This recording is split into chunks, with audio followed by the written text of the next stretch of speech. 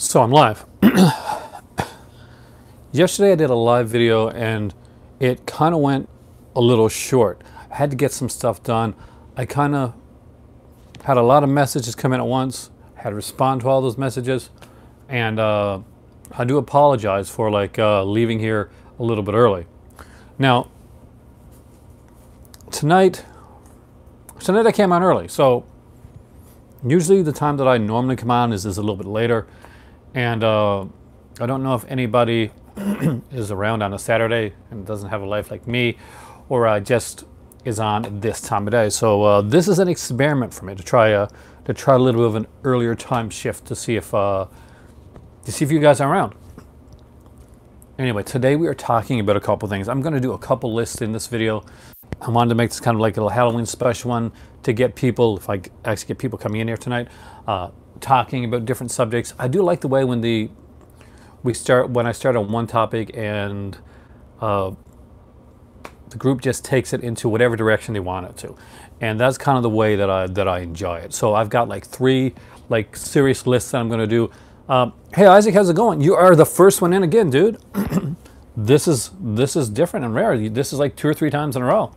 Hopefully this one is going to go a little bit longer than last one's did, because unfortunately I'm sorry for yesterday, but I had kind of a semi-emergency come up and I had to kind of run. If you didn't notice that was kind of a thing yesterday, but it wasn't a bad thing, so not too bad. So we're going to talk about some different stuff today. I'm going to show you some of my favorite documentaries. I'm going to show you some. I still have another kind of a mini list of some cool horror that I think people should look at.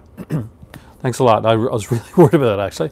But the big thing today is that I'm going to talk about one of my favorite companies of all time, and in doing so I'm going to talk about one of my favorite genres of all time. So if you're newer here, then or if you do not know, or you're not in as much to the Giallo genre, this is kind of going to be kind of a primer for that. This is a start on talking about about the company Shameless. So let's give a little bit of kind of a backstory on Shameless first. Now, Shameless, if you know who they are, they're a UK-based company, and for me, I kind of found them through a forum site at early on. I was following Arrow, and Arrow was, if you ever got the old Arrow releases, you're going to notice that on the early releases of Arrow DVDs and Blu-rays, you'd see kind of like cult films kind of thing come up at the beginning. So there's this kind of cult labs, cult films. Can't remember quite the name right now, but I'm still on the site. I just haven't gone there in a long time. It was a forum, and they were actually heavily involved with promoting a lot of the Arrow stuff, the UK stuff. Oh, excellent. So I got a lot of Giallo to show, Isaac, including one that you actually picked up, I think, which is the Four Flies. I think it was you picked up Four Flies. I do have a root beer here tonight, and I'm gone with a different one tonight. So this one, I got to show this before I go on, because it's kind of cool. This is mug root beer. And I love the kind of the dog there on the label. All right, so I found Shameless through them, and when I went to London, it was during October, and Shameless was doing this. Did you? It wasn't you. Oh, dude, it's worth picking up, and it's actually not that expensive. And here's the thing that I'll tell you how it's going to be easier to get Shameless than it normally used to be. So Shameless had a distributor, blah, blah, blah. And the distributor, it made it hard sometimes to get their stuff. You could go onto the website and get it, or you could get some stuff on Amazon.com. But me, a lot of the Shameless that I ended up getting when I was taking a trip over to London, I went into FOP in Covent Gardens, and at the time there was a Shameless sale going on. Like Shameless DVDs were being sold around £3 each. So needless to say, I kind of stocked up. There were some that were a little bit more expensive, but I grabbed a lot, even grabbed a couple for my dad as well. And I became a complete lover of Shameless's stuff.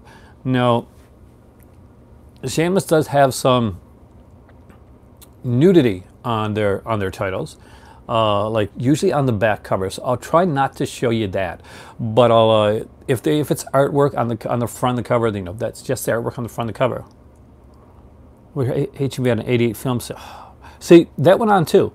I went to FOP, which was bought out by HMV a while back. So I went over to FOP and I went over to HMV over there on God, where was it? The big one. I think I'm going to say Blur, but I'm not quite sure. That rhymes. But anyway, so there was an 80 upstairs. There was all these Shameless. Downstairs there was a FOP sale. There was an 88 film sale going on. So I spent a lot of money. You have no idea how much money I spent. A lot of money. I brought home a suitcase full of like DVDs and Blu-rays. If you've ever seen that unboxing of stuff, you'll get to see a point where I hilariously go to open up my HMV exclusive of Toxic Avenger 2 with the nice Toxic Avenger 2 slipcover. I open it up, I take it out, and I realize, actually, I didn't. I've heard about Forbidden Planet, but I didn't know about Isaac until I got back here at home. So my next trip to London, and I do plan to make another trip to London, so inshallah that's all going to work out. Then I do want to check out Forbidden Planet because everybody keeps telling me that I need to go there. And my friends that I have in London that I crashed with at the time, they actually are in London. They were when I was last there anyway. Hopefully they're still there. And they were like right off Baker Street. I just had to walk down the road and turn, and I was on Baker Street. So pretty close to the Madame Tussauds and stuff like that. So it was fun. Anyway, so Shameless had problems with their distributor, which I was mentioning there before. So what happened? It looked like it was a hard time for Shameless. Shameless looked like it might have gone under, except they got a new distributor. And if you have been you looked at the Arrow site recently, and you were over to the Arrow sale, then you're going to note that Shameless stuff is now listed on the Arrow website. Oh yeah, I love film books, so I would go nuts over there. And so Shameless now is distributed by Arrow Films. So I'm very excited. Arrow Video. I'm very excited about that. And now sometimes when I make an Arrow order, for instance, I can actually get some Shameless stuff as well from their website. And after my last Arrow order, where I ordered it and got it in like around 4 days, I'm actually pretty confident with Arrow's stuff right now, and they're ordering, getting stuff from them. So making a Jaws, that's a classic. I don't have any books on Jaws. One of these days I'll show you my film books that I got. It's a very small amount. I used to have a lot of film books, but over the years I moving different areas from Newfoundland to Ontario to all across. So it's gotten. So I'll show you the. Should I show you the DVDs or the Blu-rays first in this case? Because there's not a lot of Blu-rays that I have. Hey, Carlos, how's it going? You're the one that's got it. Oh, look, you got all the Colors of the Dark. I knew somebody got that recently. So I got to get all the Colors of the Dark. Shameless is amazing. So I'm going to show you their Blu-rays first, and then I'm going to get into their DVDs and box sets, because there's some really cool stuff like that. So I'm going to go through my entire Shameless collection. I'm not going to stop a lot on every one of them. I'm going to show you each one and tell you kind of what I think of it, why I picked it up, and if you have any questions on any of the releases as we're going through, just ask. So that's kind of a nice way to start. So first off is one, and this is literally number one. This is the first Blu-ray that Shameless put out, and this is the New York Ripper. Now this is of course Lucio Fulci, and as most of you know, this is probably one. It does. See, there's the thing. There's the good thing about Shameless, Carlos, is that you always know. They never hide anything when it comes to what the cut of the film they got. A lot of times you get movies from companies, and if there's something cut, you don't know it. But Shameless on the back of their boxes and in all the descriptions will always tell you, okay, this is the cut that we were allowed to get of the film. But they also get things like really cool booklets and extra bonus features and stuff like that. So I got the Shameless one of this because I really like Shameless's quality. I like the booklets that they put together. And oh, sorry, at least I'm not. As long as I'm not, maybe I put you to sleep, Isaac. That'll be good. But this one, I have the Blue Underground one as well, which I don't think is uncut. Which I think is uncut. But this one, I do like this cut of the film. And I do like the fact that they put some stuff in here. We got a exclusive interview with Antonio Fulci and writer Dardano Sacchi. So this is number 1. Next up is one that Carlos will know very well, and this is Four Flies on Grey Velvet. Now, have you watched it yet, Carlos? Four Flies is kind of that lost our general classic. It's the one that a lot of people haven't yet seen, or haven't yet seen in its full release. Because Shameless is, like, to be completely honest, they're a smaller company. They're not like an Arrow or even an 88 Films, where a lot of people know them for specific releases. Shameless is still flying pretty much under the radar for a lot of people. Now, just recently, they made a lot of bold moves and put a lot of stuff out.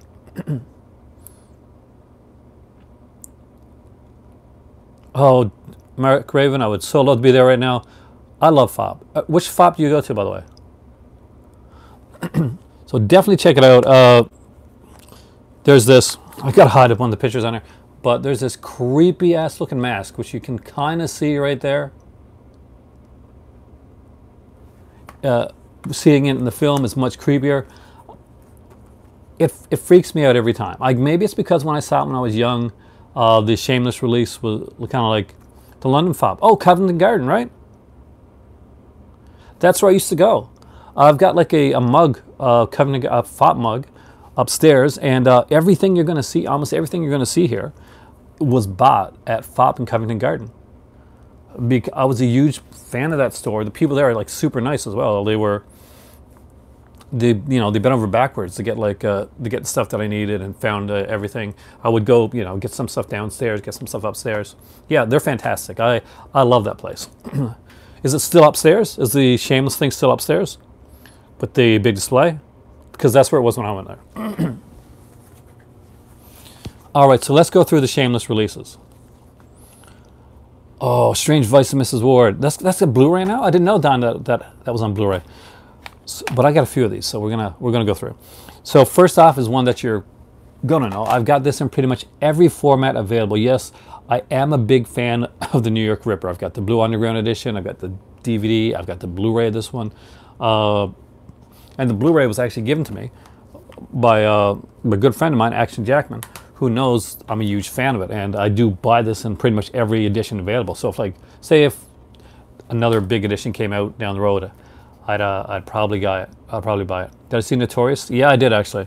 And I'm actually I get all the Criterion Alfred Hitchcock releases, the ones that are in print right now. So you'll see me grab that. Next up is a kind of a fun one called Footprints on the Moon. Now, this is actually a giallo. When I first heard of this one, I'm not gonna lie, I thought it was maybe like a space thing. But no, this is a giallo film, and you never tell it by the cover. But definitely check it out. And it's got Farinda Balkan in it, and as always, Farinda Balkan is amazing. Next up is a cover. I got a cover, and that is Baba Yaga. This is the final cut. So Baba Yaga is kind of neat. This one here has got a director's own recut of the film, includes previously cut scenes. They do have the coolest titles. This one has like a fact track. Sometimes Shameless movies have fact tracks on them, where you can actually put it on and kind of like, remember Pop-Up Video? It was like this show, come on, they'd show like music videos, and they'd have little facts popping up all throughout the music video. Well, Shameless has a fact track that's pretty much the same thing as that, where facts will pop up all throughout the video, all throughout the movie. There's 2 documentaries here, and just a bunch of stuff. So if you've never seen Baba Yaga, yes, they did. Actually, on Blu-ray, I don't think so. On DVD, yes. I've got that here, so I'll check to see if mine's Blu-ray or DVD when we get there.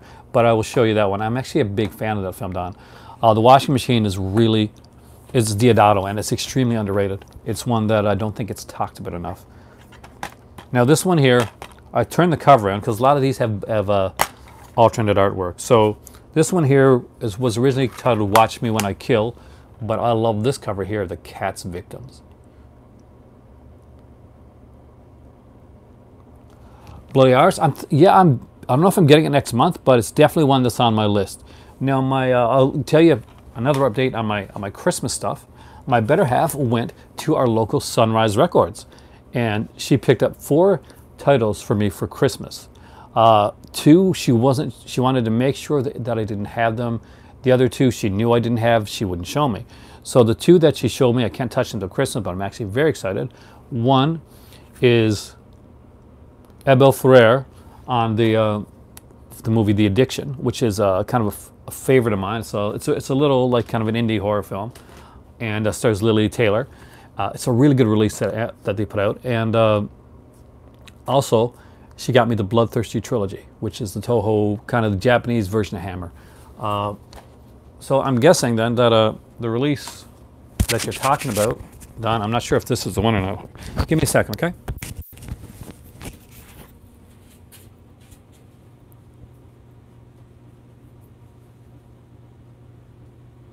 Alrighty.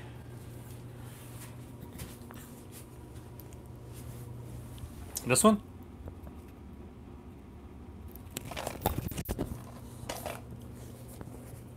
Whenever I can find a Giallo, yeah, it is actually. Bill Ferrer and Chris Walken actually worked together a lot. But I'm guessing this was the one that you're talking about, the Giallo collection. He put a little like kind of. So this one is from Anchor Bay. Not a lot of features, just an alternate stabbing scene, filmography. But it's got the Giallo collection banner. That's why I ended up buying it, because I'm a huge Giallo fan. Anyway, next up, and you're gonna love the covers on these. As you can see, the yellow goes really well with the fact that a lot of these are Giallo films. Most of these are Giallo films. Is My Dear Killer. So doesn't that have a cool cover? Doesn't that make you want to watch that movie? Like, in all seriousness, and look at the weapon there. Now, one thing you'll notice as you get started by Shameless stuff is that if there's any nude scenes at all in the film, they're probably going to represent them on the back of the box. So if you are younger or you have younger people in your house, you might want to put the Shameless stuff up on a higher shelf, because there's going to be a ton of nudity on the back of the covers. Hence the reason I'm not showing the back covers of these here. That being said, I'll be honest with you.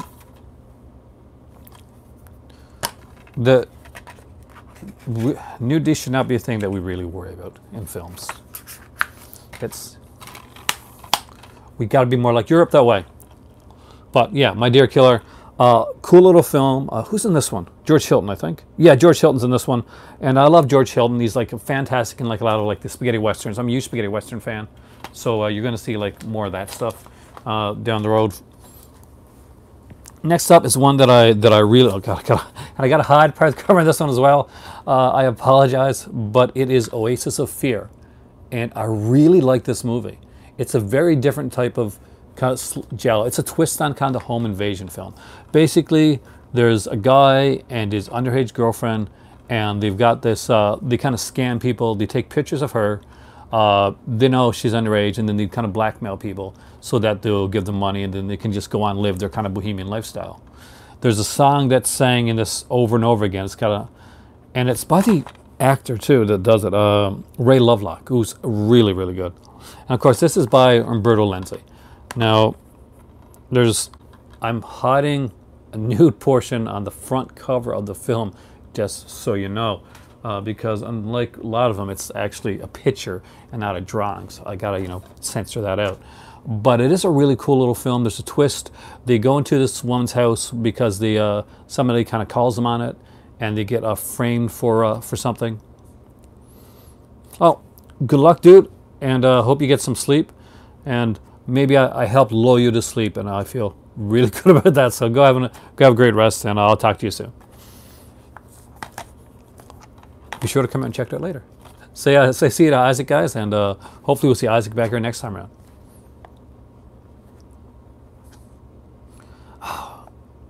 Two best Giallo books ever. So, you got volumes 1 and 2. I got the first volume, Mark. I'll see you later, Carlos. I guess I came a little bit too early for some people, or a little bit too late in some cases. Hey, Riyadh, how's it going? I have Carlos, have a great evening there, and I hope to see you again soon. It is fantastic having you here. Go watch 4 Files in Grey Velvet and let me know what you think. So yeah, so Deadly, So Perverse. I got the first volume. It's amazing. I've also got his book that he did on Bava as well. I got it last year for Christmas. I need to get the second volume of So Deadly, So Perverse. I really, really enjoyed the first one. So I completely agree. Yeah, mine aren't hardbacks. Mine are softbacks, but they are definitely big, oversized ones. Where do yours hardcover? There's a new one coming out that he's doing now. I think it's like a Franco type one. I think it's Haworth. I'd have to look, but I think it's Haworth doing it. So next up is Strip Nude for Your Killer. And if you haven't seen this movie, oh yeah, that was a good one too. I think my dad's got the Human Beast one, the Nashi one. And I also got Nashi's biography as well. And this one, see this one right here? This is by Andrea Bianchi. And if the name kind of rings familiar to you, it's probably because you remember a little movie by the name of Burial Ground. Yeah, Burial Ground is this like zombie film that's complete with super weirdness and a kid that's actually played by a grown man, but like a shorter grown man that kind of looks a bit like a Tony Argento. He really does, but a little bit creepier. And it's a really strange film. So if you've seen Burial Ground, this is a giallo by the same name, by the same guy that did Burial Ground. So you kind of know what to expect going in. You know you're going to get a lot of the sleaze nudity stuff in a Bianchi film. It goes without saying. Some of the characters are going to seem almost too caricature, where you kind of think that maybe he's satirizing the genre that he's doing. Much like with the Burial Ground, you kind of feel like he's satirizing it. And I'm never quite sure, in complete honesty, if Bianchi is. Oh, it is, and it's a great cast too. I mean, like we got Edwidge Fenech, like in reality, who was like, as you know, is one of the main like giallo women of all times in this one here. It's an incredibly attractive cast. I'm not going to lie to you. Like the girls on here, they look even better. This is Fenech right there. They look even better, and this is one I've watched a few times. But I'm never quite sure if Bianchi is cleverly.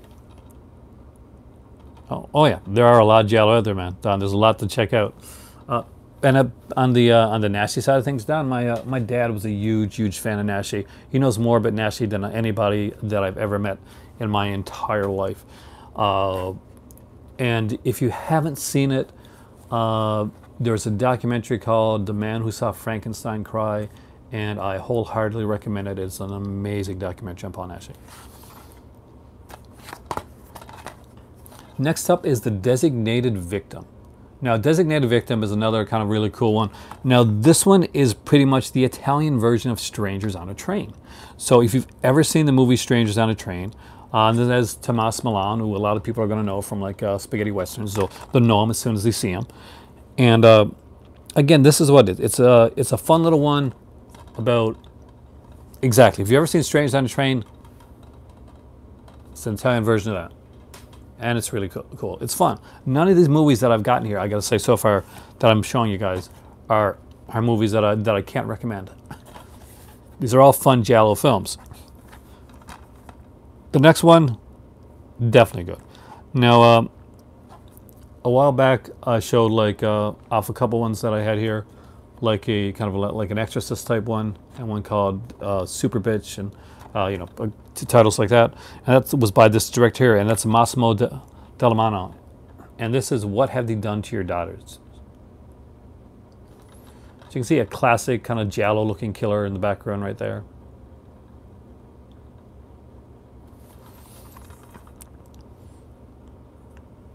Again, another really cool release.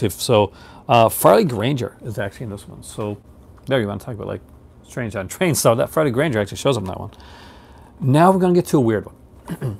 One that I have to say, I love the cover. It's got a gorgeous cover. It's very different. And the reason I ended up doing this video tonight and I'm doing Shameless is because after this, oh, Giallo in Venice?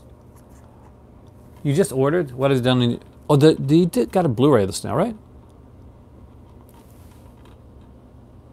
You're gonna enjoy it. It's a good film. Are you ready for a weird one? Like, I mean, beyond what you've seen, I mean, like, really, really weird. So this is The Rat Man. Gorgeous cover, isn't it? Has anybody here seen The Rat Man?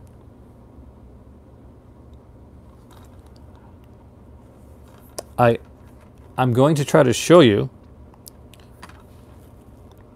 a scene from The Rat Man. I have to actually take out... Oh, Nightmare Beach is going to be awesome. Nightmare Beach, if I remember Nightmare Beach, Mark, that was... I really did enjoy that one. I'll be honest, I can't remember the film a lot now, but I do remember when I saw it originally that I was fairly impressed by it. So that's one that I do want to buy myself. Hey, Paul, how's it going? Oh, so you do know it. Excellent. So this is The Rat Man. It's different.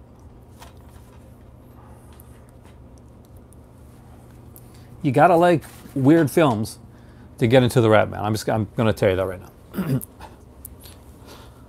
So next up is a kind of a more psychedelic, kind of slightly... It is. You can't take The Rat Man seriously. It's not like one of these giallos where you're like, yes, this is a serious film. Next up is The Frightened Woman. Now, The Frightened Woman is not so much, I wouldn't say this as much a giallo as it is... God, what would you call this? It's got Dagmar Lucinda in it, I know that. Frightened Woman, aka I think The Laughing Woman is another title for this. But it's a sexploitation, I guess, sort of film. It's like a more out there kind of like 50 Shades of, maybe 50 Shades of Grayish, but way better than 50 Shades of Grey. We'll go with that.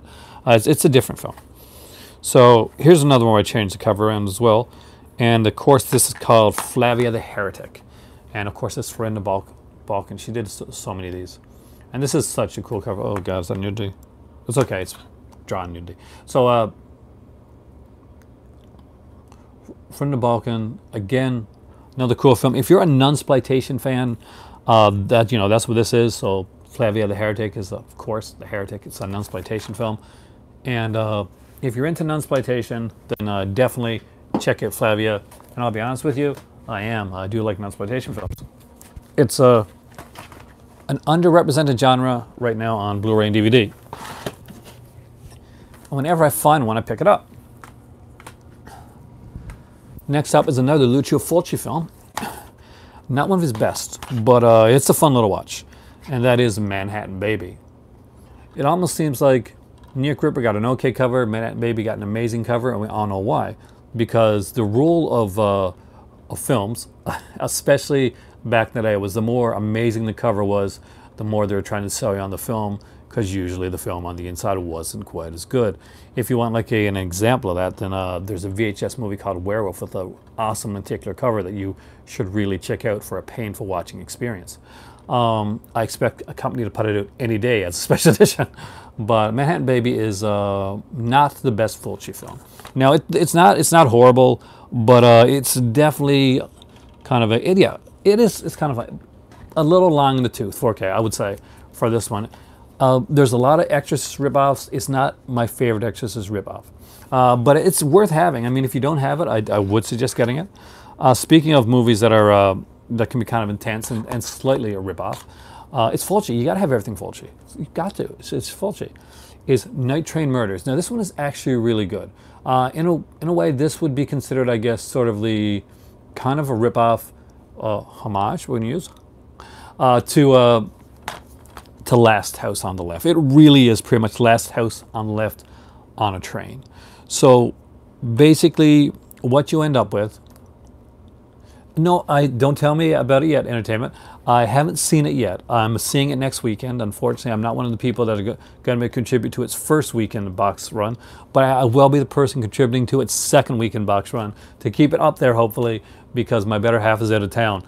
I've heard people saying mixed things about it. I think I'm going to enjoy it. I do think that going in, it's going to be hard to live up to the expectations that are put out by people for this film, but I've heard some great stuff about the soundtrack. I'm really excited about that, and the casting as well. I've heard no spoilers. I haven't even watched anything past the first trailer of the film, just to keep myself away from it until I've actually seen the film. All I know is that whoever plays Michael does a great job. Fingers crossed, Paul. Fingers crossed. But yeah, if you've never seen this one, it really is a decent. Oops, it really is a decent film. Basically, there's these girls going home. They get on this train. They meet some. Let's put them as kind of David Hess type characters, and they won't make it there alive. But that's not a spoiler. This pretty much is Last House on the Left on a train. We all know who's going to end up there, and there's a couple twists and turns in the film that are really good, and the ending is really brutal and slightly ambiguous, but not really ambiguous. But it's just really well done, and I actually, in many ways, I like it just as much as I do like Last House on the Left. I really do. At least we didn't have any like goofy cops or wonky soundtrack. There's certain ways that Night Train Murders actually exceeds Last House on the Left. So that's just me. It may not be like your thoughts on it, but I do think it's actually a good one. Next up is another Massimo Dalmano film, Devil in the Flesh, also known as Venus in Furs. And again, I had to cover the cover on this one as well. So it's nudity, guys. Lots and lots of nudity. So you can expect the film to have lots of nudity. Basically, it is a film adaptation of a infamous novel, as I'm reading on here, because it's been a while since I've seen Venus in Furs. It's not a Giallo. Now, the next one is a Giallo, and I'm pretty sure everybody on here has this movie. And more than likely, a lot of people that are here tonight probably got the Arrow edition that just recently came out. And it's one of my favorite films. And it is a Sergio Martino film. So you probably know what it is by now. And that is Torso. So this is the DVD of Torso. I've got like the Blu-ray of Torso. I've got another DVD of Torso. And I'm probably going to get the Arrow version of Torso down the road at a sale at some point, because this is one of my all-time favorite Giallos. It's definitely in my top 5 Giallos of all time. So if you've never seen this movie, and everybody I'm guessing on here has seen this, yeah, just see it. It's really good. It has the the reversible sleeve. Great, fantastic film. And Susie Kendall's in this one, Paul. I'm a huge fan of Susie Kendall. Martino, I think this is Martino's top Giallo, and he did some great stuff. If you guys got the Black Cat double feature that came out from Arrow a while back, then there's a great one on there as well that has Edwidge Fenech on it. And was it Your Voice is a Locked Room and Only I Have the Key? Yeah, that one. It's a really good one. That's also by him. This one is actually as much as so this is Killer Nun. Now you would think that this is one super raunchy, out there, kind of offensive type of film, right? It's not at all. Actually, it's really tame. It's actually based on a real story, on a true story, and it's Anita Ekberg, and she's from La Dolce Vita. It's just a really kind of different film. She plays this nun who had this this operation or kind of brain tumor or something, and she's taking this medication, and it's causing her to kind of act out and be different and unusual. But it's actually a really good film. Strange Vice of Mr. Ward is a fantastic film, Mark, and it is that, and honestly, that is also in my top 10 of Giallos of all time. There's a lot of Martino in my top 10, to be honest with you.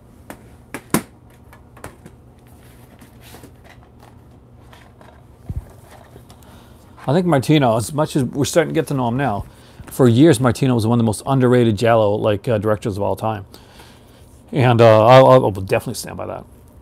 So this one is kind of the only kind of futuristic, slightly kind of one is this one right here, and it's a DVD coming out. It's just a book. Okay, that's right. There's 2 discs for this one. Yeah, actually, Donna, your friend of mine, James, who comes on here a lot, he actually got the I think he's getting the torso one. I know that Ken is, who comes here as well. He's getting it as well. I'm not surprised you're getting it, Don, because it kind of seems like it will be right up your alley, and it's going to be a good one. I think it's going to be a great release. Now this is different. Now hopefully you guys can see the lenticularness of this cover. Now, they had a couple of gimmick covers in Shameless, so this is one of them. This was a gimmick cover for the 10th Victim. And as you can see, basically the 10th Victim is like is based, of course, on the novel, The 10th Victim, which is actually pretty popular. And in it, like, people are given, like, it's a game show, a futuristic game show, and this is, of course, Ursula Andress. People are given these cards, and they're either considered like hunter or victim, and they get a list of like other people that they have to kind of like off. It's a kind of a cool film. Marcello Mastroianni's in this one, so you know this is one of their bigger films, and I'm just a kid. I just love the cover, guys. The other one that they did that had a cover like this was God, what was it called? I can't remember the name of the film, but it's the lenticular cover of a guy blowing his brains out. Like it's a cartoon of course, but this guy kind of it's really different. Shameless. If you haven't noticed some of the things that's written on this stuff, it's fairly shameless to put it that way. They take their tongue in cheek, and they're pretty politically incorrect with a lot of their stuff. But A Formula for Murder. Now this is the Yellow Mac edition.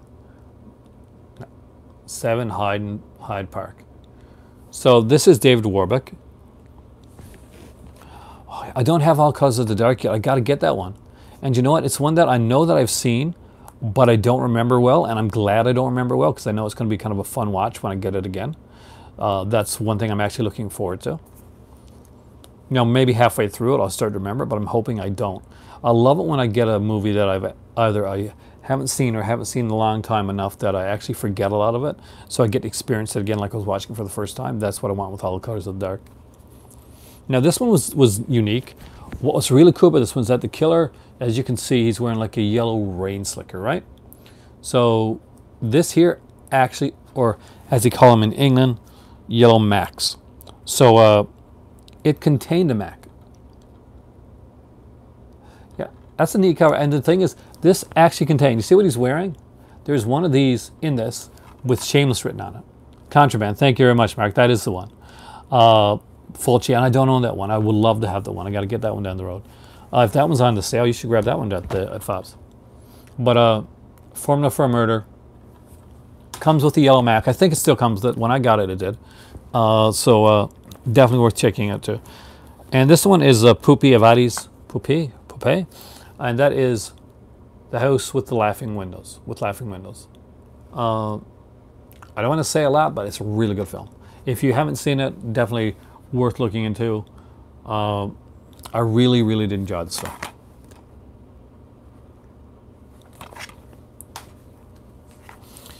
Here's one by Dick Maas, and you know he's made a few films like The Lift and stuff like that, but I think this is probably in my opinion, his best film, and for the chase in the boat alone, definitely. And that is Amsterdam. I think this one is highly underrated as well. Very fun film. If you've never seen Amsterdam, definitely check it out. Unique little premise. It's set in Venice, of course, Amsterdam. And there's a Blu-ray release of this out by some company as well, by the way. But if you're over in London and you can grab this up, this is probably one you can buy for $3.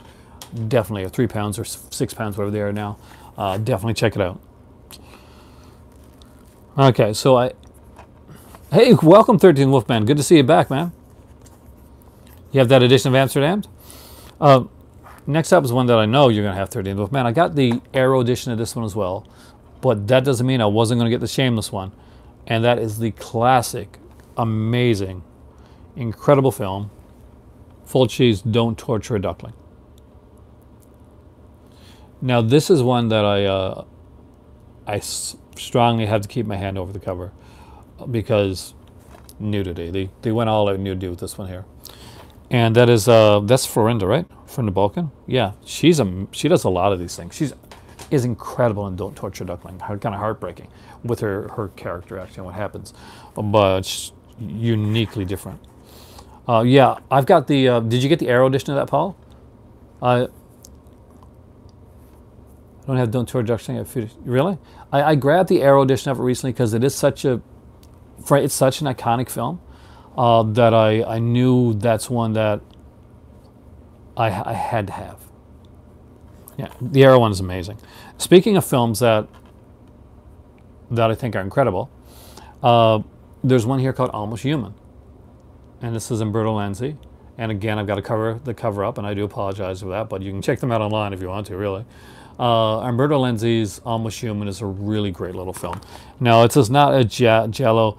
It's called, I don't know how to pronounce the terminology, but Poliziati or something like that. Italian police style film. And there, of course, Thomas Milan's in this one as well. Henry Silva's in this film, and Henry Silva, did great over in Italy. Made some really great films. Now here's one that I really like, and not only does it have an amazing cast, because we've got like Barbara Magnolfi, who was in, of course, Suspiria in this one here. We have oh God, what's his name? Anyway, so it's just a fantastic film. So if you've never seen this one, please check it out. It is called The Sister of Ursula. This is the reverse cover on Almost Human. Let me check. I can actually find that one up for you, 13 Wolfman. Because that actually, I can probably show you the reverse one. Oh, actually, yeah, I can. So, here we go. This is the reverse cover.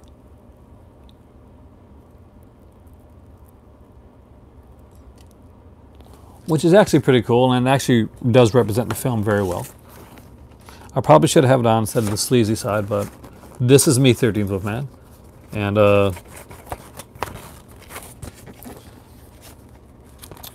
giallos do have a fair abundance of the sleazy stuff. But yeah, it's definitely worth checking out. If you don't have a 13th Wolfman, if you don't have any of you guys there, Almost Human is actually a really good film that I do recommend. I do strongly recommend Almost Human. Now, if you don't, it does that kind of crown-looking cover. But if you've never seen this one, 13th Wolfman, if you've never seen this one, Don, guys, this one, check this out. The Sister of Ursula. It's a good little film. There's a very unique murder weapon in this film. I'll let you know right away. And there are some pretty raunchy sequences in this one. I know we see giallo and say, yeah, giallos have some nudity. No, this goes way, way far with the nudity and the sex scenes, just to let you know. So got to know that going in. This is not when you're going to put on with the kids or the parents type of thing. This is, but it is a really good film. Next up is one that we've talked about on here very much. It's been mentioned a lot, and it's just a fantastic little film with George Hilton, Edwidge Finch, and Ivan Razumov. And you guys all know this one, and this is The Strange Vice of Mrs. Ward. Fantastic film with one really, really fantastic cover as well. Yeah, Severin put it out. Severin put it in a kind of a Euro sleeve set, didn't they? Like a box set with like the Symph of the Wharf and Sister of Ursula and something else. I can't remember what the third one was. But there was three of them there, and it had like kind of like a knife on the cover. It was really cool looking, actually. If I ever got the Severin one for cheap, I'd grab it. But Strange Vice of Mrs. Ward, definitely, guys. It's been touted on here as being a great giallo. That's No Order of the Lights, a fantastic giallo, great film, and one that I strongly recommend. It's definitely in the tops. Hannah D, thank you. I think I got Hannah D somewhere, but under an alternate title, because I think that film has like a couple different titles on it. All right. So we're down to the special edition box sets of Shameless. So if you stayed this long, congratulations. This is kind of the cool stuff. So first off is one that was mentioned earlier, and it is a DVD. I don't think there's a Blu-ray edition of this one out yet, and it's a shame because it actually is a really good film. It's one that I really like. And it is by, as I mentioned before, Ruggero Deodato, and that is The Washing Machine. Now, The Washing Machine is a different film. I don't want to give away the twist, but it's kind of simple to figure out in my opinion. But if you don't, it's actually even cooler that if you don't get it. But it's really, really good. There's it's kind of a murder mystery. It's kind of a journey, and for like as far as like the raunchy scenes goes, there's a really, really good one on a staircase. Yeah, the washing machine is a really good one, Paul Rich. It's different. You'll probably figure it out. Like it's not going to be one where I think that's going to shock you too much, but the ending's actually kind of cool, and the journey's worth it. Just put it to you, the journey's worth it. The cast is actually pretty good. I'm not sure if I know many of the cast on here. Let me just see what we got. There's a few people like the music by Claudio Simonetti. Yeah, it's a cool one, and I was unaware of this case before I actually got it. I didn't know this existed. My better half decided to do like a shameless birthday for me one year, and this was one of the ones that came. And this is like the inside. There's the cover, but it's the only one they've ever done like this, and that's actually kind of cool. Shameless are unique with a lot of the releases, and I like that they've been able to do that.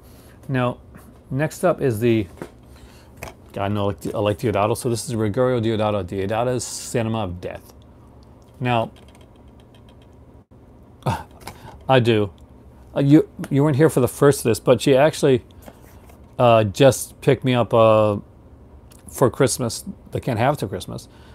She picked me up The Bloodthirsty Trilogy from Arrow, and she picked me up The Addiction, which is a Bill Frere from Arrow as well. And I've been wanting both of those for a while. The Bloodthirsty Trilogy with the Toho hammer style thing, I really like that. And she bought me 4 releases, and she showed me the 2 Arrow ones. And now I have to wait till Christmas. Plus, there's going to be the other 2 that I don't know about, and whatever else comes up. But yes, I love her a lot, and I'm very lucky. But this one here, Cinema of Death. This one here, no, this one over here is kind of like it wouldn't be a steel book, but kind of it is like kind of a steelish case. Yeah, she does that, and she's off their friends tonight. Actually, she's gotten to see a couple of her couple friends there in St. John's, because she's going. So it's kind of like, what's really neat is that this cover here is actually so this is actually clear. Now this one is a regular big case, but this is the Deodato Cinema Death case. Now the first film, I'm not going to lie, a lot of people love the film. I'm not a fan because of like there was animal torture, animals died in it, and that bothered me.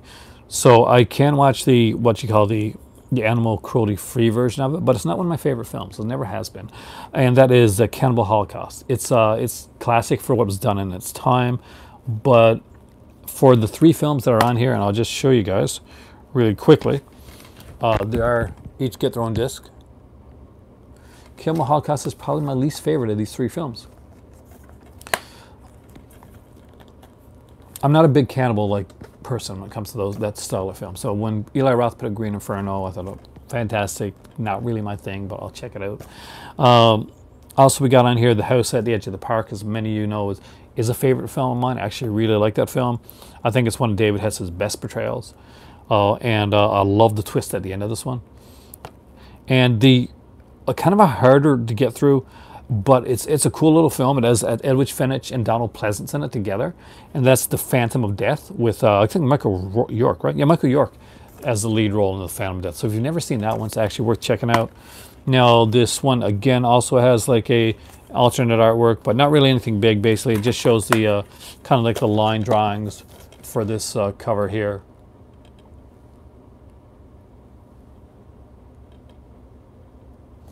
Whatever be interested in ghost hunting.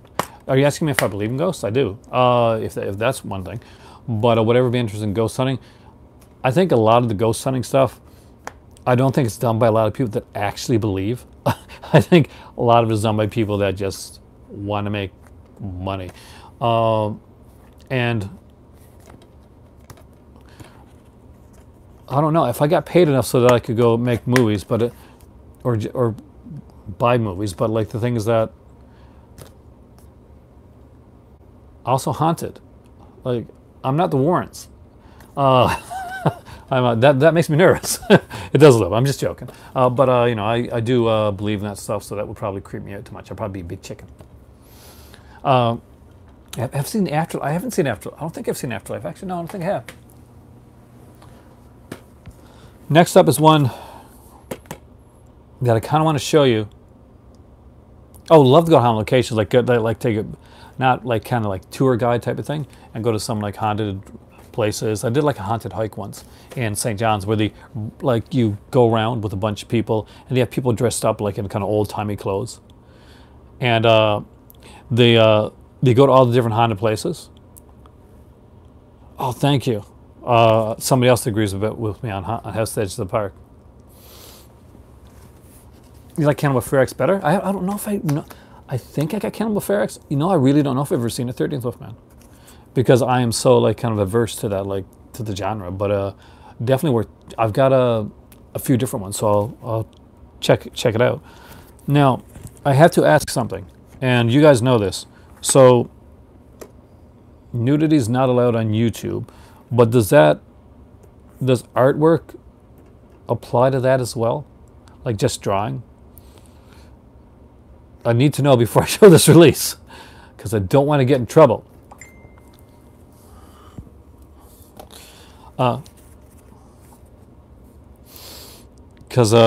Anyway, I'll show the regular thing, and you guys can let me know.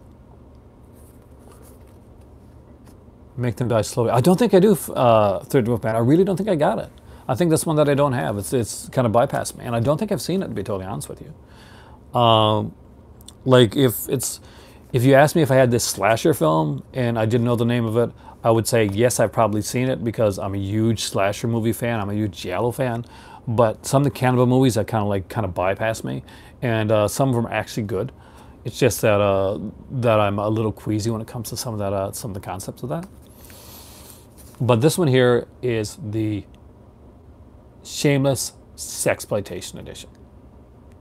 Now you see this cover. This is the slip cover. Now, the reason I asked if artwork,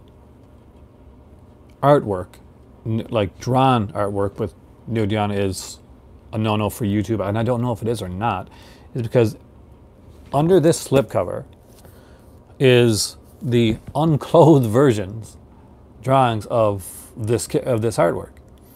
That was kind of the gimmick for this one, is that you get like a.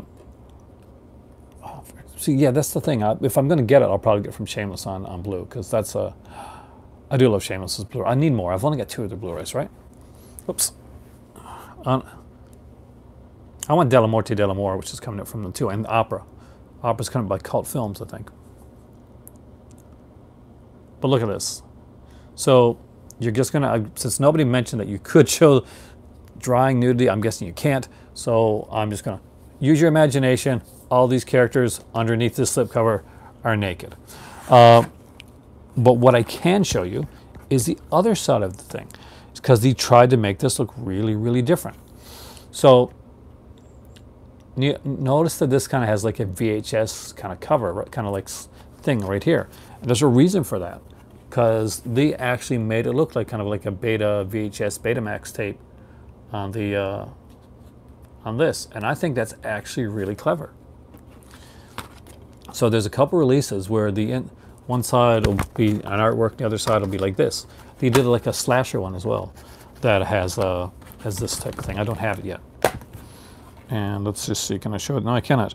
Okay, there's 3 discs for this one as well, but unfortunately this one has actual nudity on the disc, so I can't show that. So yeah, it is cool, right? Like, of all the things to go with the Betamax. That's Shameless. That is Shameless's thinking outside the box type of thing that they have going on. So a lot of people don't collect DVDs anymore. They bypass DVDs and they always go for the Blu-rays.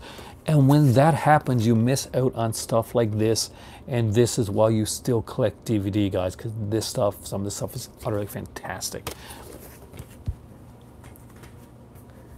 What I'm going to show you next is probably the best put together Shameless, period.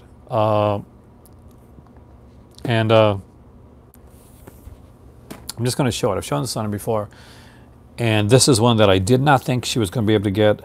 I think this is still available. You guys can let me know. But this is the Bronx Warriors trilogy. Now, around the same time that I got this, Blue Underground started to announce that they were putting out like Blu-rays of this. And I've seen the Blu-rays in stores and stuff. And exactly, Trashy Dimes for now, 60 But this, I wouldn't trade this one for all of the Blue Underground like Blu-rays. This is incredible. Of course, this I think is from, I think that might be from Trash's Bike in the trilogy. So if you've seen the movie, then you know the character Trash is in 2 of the 3 films. And it's just, and it is like embossed, like the teeth. You can feel the teeth. This is all embossed here. We have this. See, unlike the Friday the 13th box set, look at that, the tin that they put out. There's stuff on the side. Amazing. They could do that. With all the money that they put into Friday the 13th, they couldn't even put anything on the side of this. Shameless. Shameless could do that. They could put things on every freaking side. Okay, so I'll open it up here, show you guys the inside, because what it is it comes with all 3 films. Every one of these have alternate artworks, and every one of those that I've shown you, by the way, of course, except for Washington, which has an alternate artwork with it as well. So we have the Bronx Warriors here. Fantastic cover. Yeah, it is on Trash's Bike. See? You can see it in the artwork there.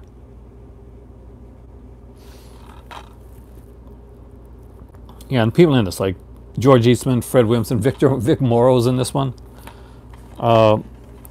Then we have like Escape from the Bronx. Don't you just love the artwork on these films? Aren't they fantastic? Which is just such a cool little film. And of course, the third one, and that is DVDs from Mono Macau. Yeah, Mono puts some great stuff on. That's the thing. And this is like Shameless. Shameless puts out a lot of DVDs. They're getting more Blu-ray recently, but there's a lot of DVDs in their back catalog. And if any of these go to print, and come on, look at these covers. Do you not want to have these in your collection? Be completely honest. Is there any like kind of Blu-ray of Bronx Warriors, the New Barbarians, that's really going to touch the artwork and cover that does, or this type of packaging? It doesn't. I mean, that's the thing. The DVD still has they're still the king of the packaging. So that, show them. Yes, Blue Underground. You have them. Oh, cool! That is so cool. So that when I showed that Betamax thing, that you could actually like think back and kind of like reminisce 13 Wolfman on when they showed the old Betamax thing. So that is my Shameless collection. I'm very proud of it. As you can see, if you look behind me, you can see the shelves that are kind of slightly empty because I took my Shameless movies out to show you guys tonight. And that wasn't what I originally intended to do. The tin box, yeah, the tin box is fun. I mean, like it's just a little bit of, it's tin. It's just a little neat little thing to add on to it. That shows the extra work that Shameless puts in to what they're doing, and they really do put in some really cool work. So what I originally intended to do with this was I was going to show you some more Halloween, like different unique movie watch ideas. I was going to show you guys some documentary stuff, and some of my favorite documentaries. And I ended up doing the Shameless thing, but the Shameless thing was thought of at the last minute. So I already had the movies taken out to show you guys. Yeah. Ratman is a weird movie. I have no idea where somebody said, you know what a good idea for a movie is? Yeah. But it's fun. It's funny. I would have to assume that they were not taking themselves seriously when they made that film. So,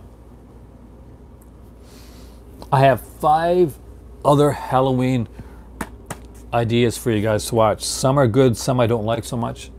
I'll be honest with you, and I'll tell you why. But the first one I actually did like. And this is, ooh, I've been liking the way you've been doing your 31 Days of Horror. So I watched them in like spurts. I did like 10 or 12 at a time. That's how I've been doing them. And then I let them like go for a bit. Then I watch a bunch more. That's what I've been doing so far. So guys, if you have not checked out 13 Wolfman's channel, and you haven't checked out his 31 Days of Horror, because he's been going through the whole like 31 Days of Horror thing, he's got some really, really cool stuff, and I do recommend that you check it out. Because I've been actually like enjoying that as well. The old days artwork is what sold it. Yeah, that's exactly it. And the old school DVD still has that. You don't see it as much, like sometimes on like now with some of the marquee labels, you see it like on Blu-ray, like on Arrow and Scream Factory, but on like a lot of them, it just looks like they've gotten lazy with the artwork. But I still enjoy it. That's why I buy all formats. So, first choice of like something different to watch for Halloween is this one right here. And this is Strange Behavior by Bill Condon. If you have not seen this movie, none of my, I'm pretty sure that, yeah, this is the one. So, if you're, none of the people here that usually watch, that are from Australia that watch my channel, they probably know this. Like Jace, if Jace was on here, would know this one. I'm pretty sure 13 Wolfman's gonna know this film. Strange Behavior is a different, it's a, did you ever see the movie Disturbing Behavior? Because, you have this one? Do you like it? Does it remind you a bit of Disturbing Behavior? Hey Tommy, how's it going? I just went through my entire Shameless collection, so check that out afterwards, because I got a few Shameless. But yeah, I definitely recommend this film. It's a fun little film. It's not too long either. I think it runs like 99 minutes, so you know it's kind of in that sweet spot.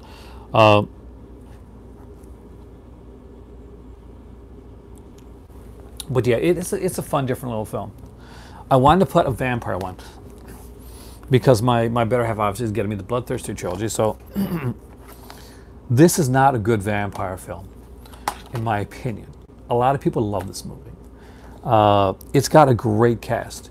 If I told you that there is a movie that had Herbert Lom, Christopher Lee, Klaus Kinski, Fred Williams, Jack Taylor, Soledad Miranda, you'd be like, wow, that sounds like it's going to be awesome.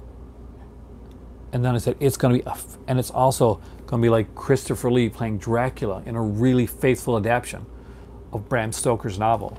That too would sound awesome. And Dead Kids, yeah. It is kind of like Disturbing Behavior may have lifted a bit from it. Just saying. Count Dracula. So Count Dracula, now there's a really cool Blu-ray that's went out now. I haven't bothered to pick it up, but it's okay.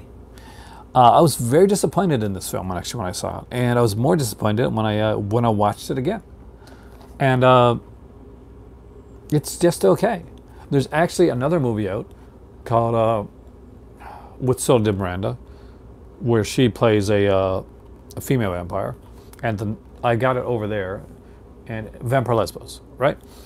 It's better than this one.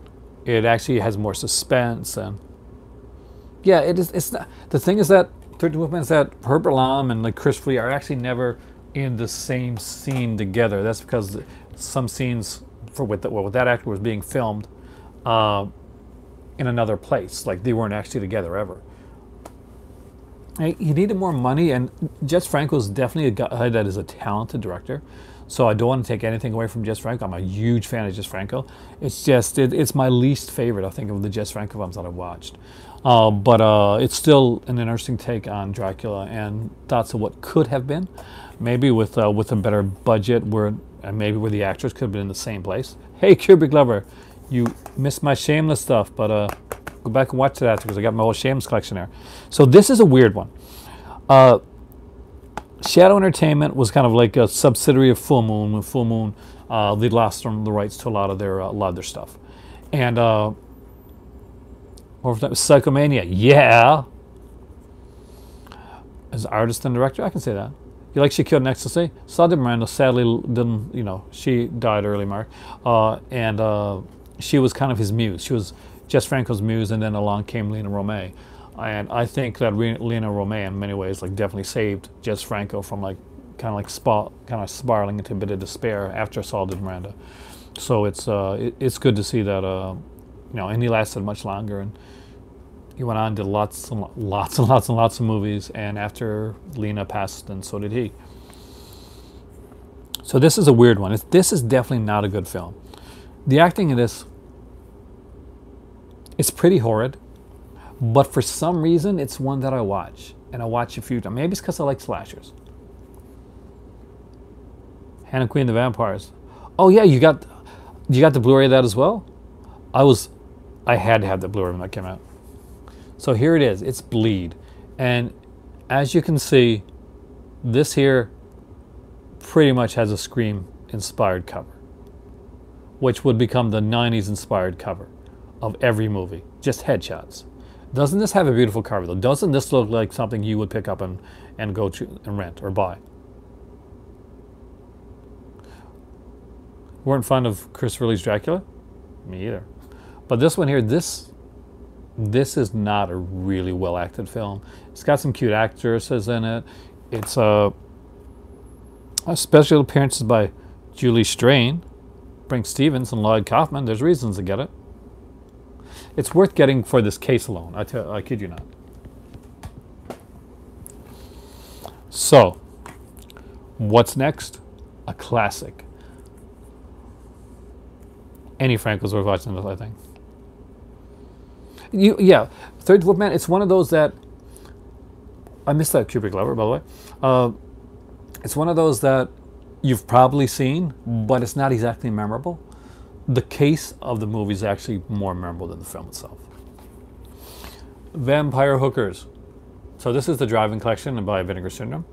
This is a really fun movie too, by the way, but for the horror aspect of it.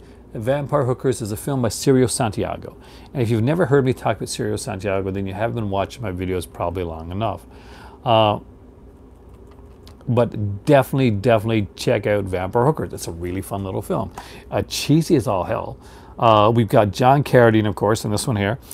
And again, it was done in the Philippines. So this is Cirio Santiago, the guy that did The Mothers and films like that. You have that disc? It's a really fun one, isn't it? Like Death Force is a fun, cheesy film, but my better half just loves watching Cirio Santiago films. They're just so cheesy and so fun. And I wanted to put in a different type of musical here, a horror musical for, it's not really a horror musical, but a horror that has music in it that's kind of cool for Halloween. And people always talk about like some different ones. You're off now. Thanks, Mark. Thanks for coming in. And did you see this one? Dead and Breakfast is a film that I kind of picked up and completely fell in love with this film. It's cheesy, it's fun, and its music is done by, what's his name again? Zach Selwyn, right? Yeah, Zach Selwyn.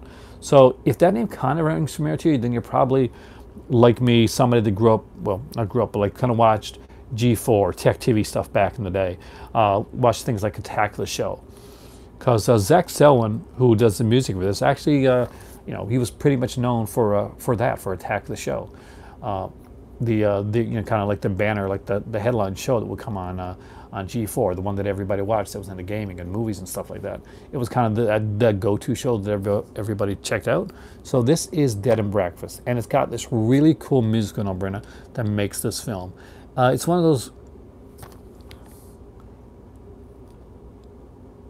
Excellent.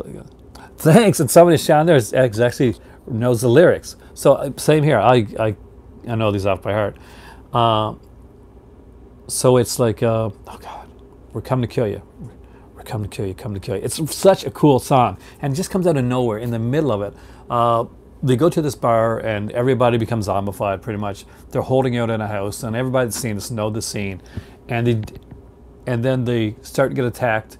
And there's a band that got zombified at the beginning, and they're in the bed of this truck, and they start to sing the song, and then there's this kind of thriller type moment where the zombies like kind of coordinate dance, and it's an awesome sequence. You don't see it coming; it just comes out of nowhere, and the song, it sticks in your head, like you will be singing the song for days afterwards, and it's only done once, so.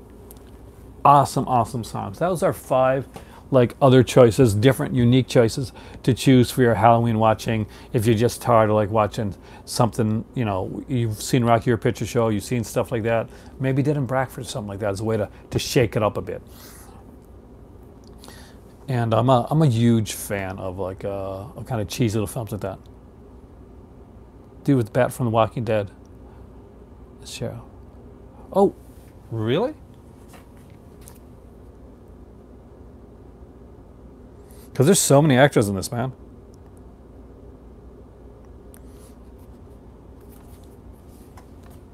Bat from The Walking Dead. Are you mean Negan? Is Negan in this?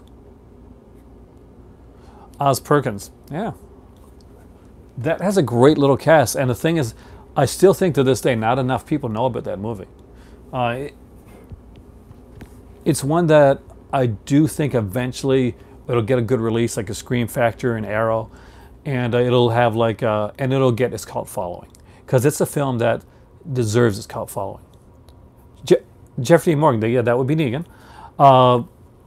And I didn't know that, guys. I had completely blanked out on that. So thank you. Good, that is a good catch. Because, and I'm a big fan of Jeffrey Dean Morgan from like Walking Dead as Negan, from of course the movie The Losers, which not enough people saw in my opinion. I actually did like that comic book movie. And for you, he's Papa Winchester and Supernatural, and he's amazing. He's good in everything he does. He just has that charisma. And of course, he's also Thomas Wayne as well. So, you know, the guy's been around. But there, yeah, if you've never seen the movie, it's just an action movie called The Losers. It has Jeffrey Dean Morgan in it. And it's based on a comic book, but not enough people have actually seen that. I know you would, if I do it, man. Did you like The Losers? I did. I thought it was a really fun film.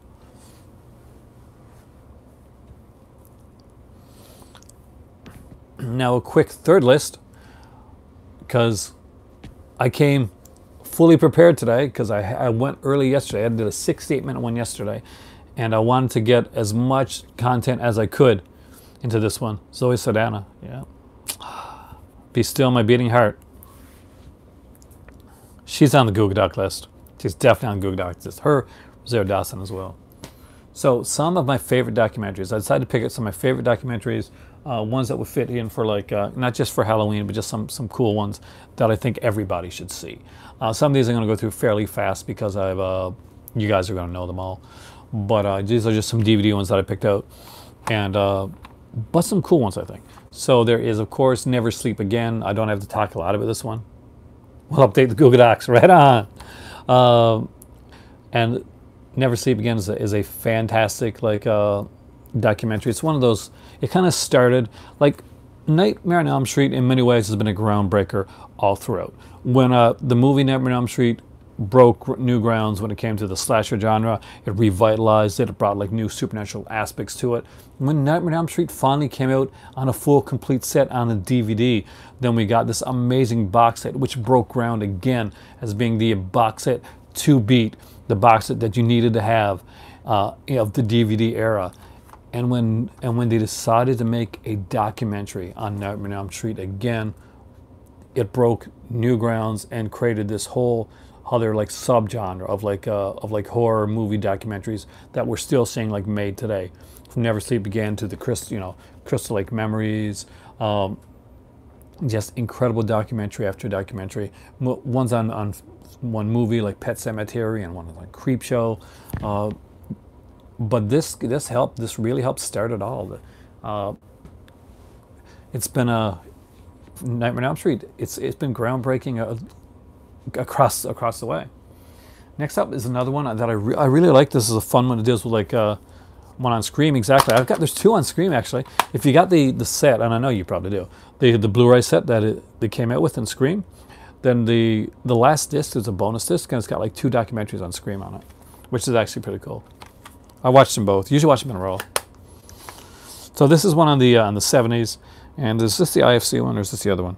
So this one's put up by Shout Factory, and very cool one, double disc set, and that is Easy Riders, Raging Bulls. Of course, there's a book that this is based on. So if you have not checked this out,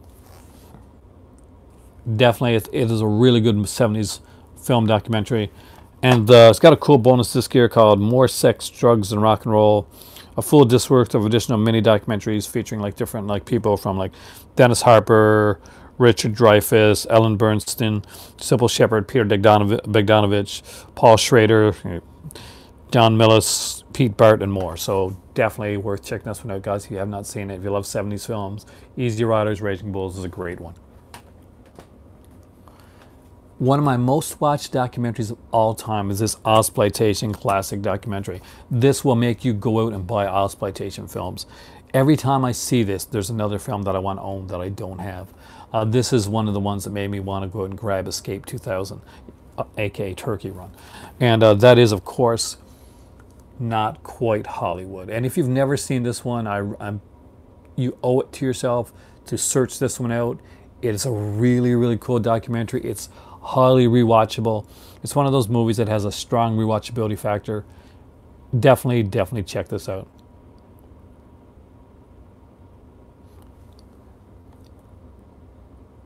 You're bugged by Peter Bogdanovich when he's interviewed? Why is that? But not quite Hollywood? Definitely check this one out. Next up, this one's not on movies, but it's a documentary that is utterly fascinating, and it's a documentary with a villain. I don't think the documentary is trying to make him a villain. He just did it himself, and he's a pretty unlikable character. And you're gonna know exactly who it is when you see this one here, the King of Kong. So if you've never seen The King of Kong, I strongly recommend it. It's a really good documentary, and it is about what exactly you think it would be about. It's about Donkey Kong. It's about beating Donkey Kong. It's this journey for this guy who's a teacher, an all-out kind of like just nice guy, who had played, Donkey Kong, one of the hardest games to beat to get to the kill screen. Yeah. Definitely, guys, if you've never checked this out, you thought, oh, this is just a video game documentary, really, it's worth watching. Yeah, see, I knew that. Now, tell me when you didn't watch this movie that you did not know that he cheated. You could so tell that he cheated. He sent in the VHS, the tape, and they just took it at face value. And you're thinking, like, all these guys are like just, sick of, they're just believing everything this guy says. And you can tell, if you're watching this movie, like that guy's full of it. And it was nice to see the comeuppance come later on. Here's an IFC one.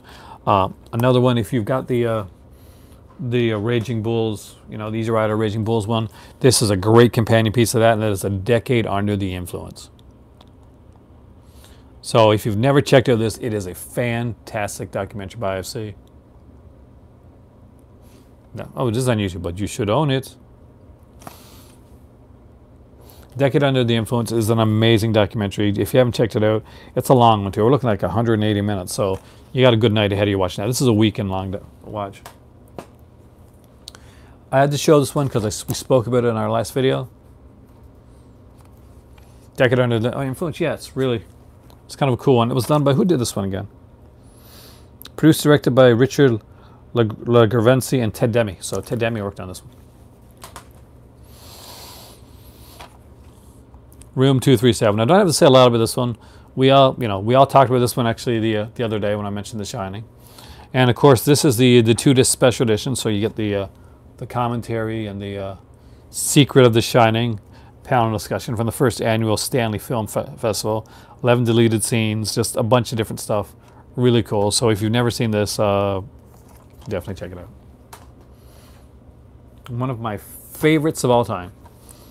And History Channel put this out. I've watched this, I don't know how many times. I'm a Western fan. Yeah, Video Nasties, that's over there behind my... I'm sure I showed in a recent video. Mercer, that's the reason that I'm not showing it right now. But I have Video Nasties Volumes 1 and Volume 2, and they are incredible. Draconian Days Volume 2 may actually be a little bit better than the first volume, but I do like them both. What do we got here now? Oh. When Cowboys Were King. This was put out by the History Channel. It is an incredible documentary on the old school cowboy films. You learn so much here about like guys like Hopalong Cassidy, Ken Maynard, just some incredible stuff.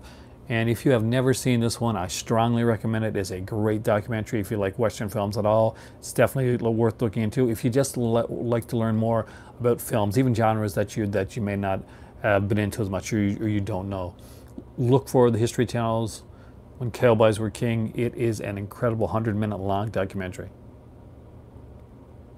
It is great. Isn't it fantastic? That's one of my favorites. It really is. I wish I had like a spaghetti western one that was that good, but I have seen one spaghetti western one, but it wasn't as good as When Cowboys Were King. I think we still need to have a definitive spaghetti western documentary done. Now this one is cool to me for like a couple reasons.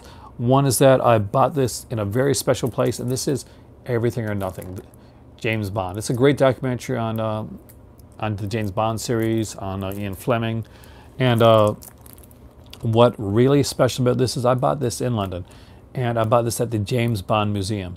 When I was there, they were showing, like, they had all the vehicles from the different James Bond movies. I put on this tuxedo thing and have a picture taken. Just really, really cool. I love the Bond films, and you guys know I'm a huge Bond fan, so definitely worth checking out. I bought this in the James Bond Museum. I'm super stoked with that.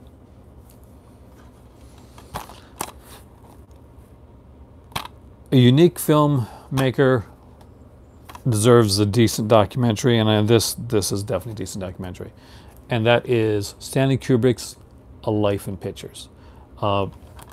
Great documentary on Kubrick. Never heard the Bond one. Actually, it's really good. Everything or Nothing, EON, of course. It's definitely worth checking out. So 13 Wolfman, if you can see that one, definitely grab it. I know that one's online and stuff like that as well, but it should be easy enough, not that expensive to buy. Bringing Darkness to Light, of course. That's on my one of my sets over there. It's a fantastic one. It's on one of my film noir sets, actually.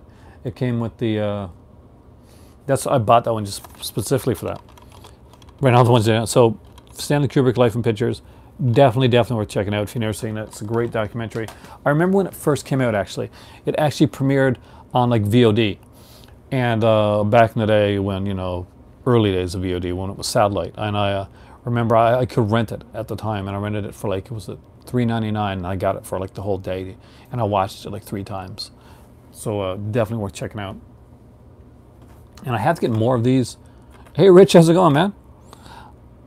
But here, rewind this. I love VHS collector documentaries. These are always fantastic. This is a really, really good one. So I love this cover too, by the way, guys. It's definitely evocative of the VHS era, this cover. So if you've never seen it, then check this one out. Now, one I can say, and I'm going to mention this again, I mentioned it before when the Arrow sale was going on. If you never picked up, oh, you got the box set? Yeah. Oh, autograph, oh, nice. But if you never picked it up, Bring Me the Head of Alfredo Garcia, I'll mention it again, has an incredible documentary on the director. So, is this something with Kubrick called Boxes? I don't know. I really don't. But those are some documentaries that I wanted to mention. Of course, there's things like Crystal Lake Memories that we all want to. Yep. Actually, Not Quite Hollywood was number 3.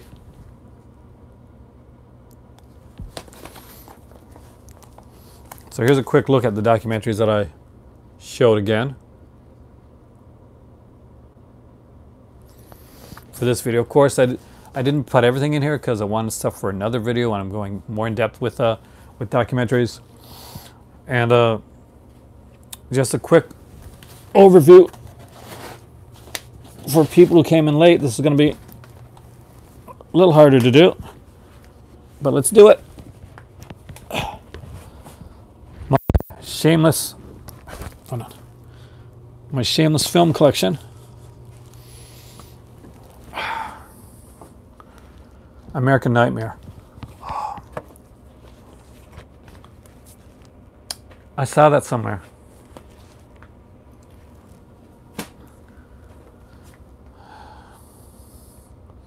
Oh, really?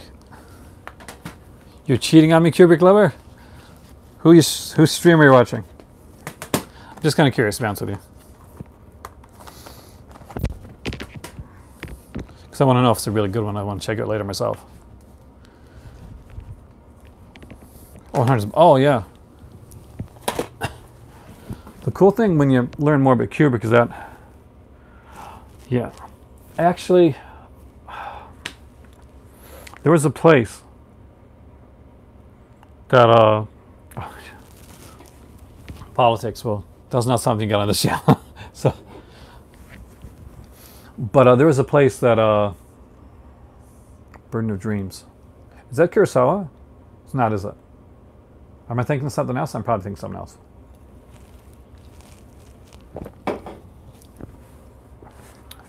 Wasn't the American Nightmare put it on DVD somewhere? I'm pretty sure it was. Because I saw it. Oh, Kinski and Herzog. I don't have that, I don't think. I got My Best Fiend, which is kind of a documentary on both of them.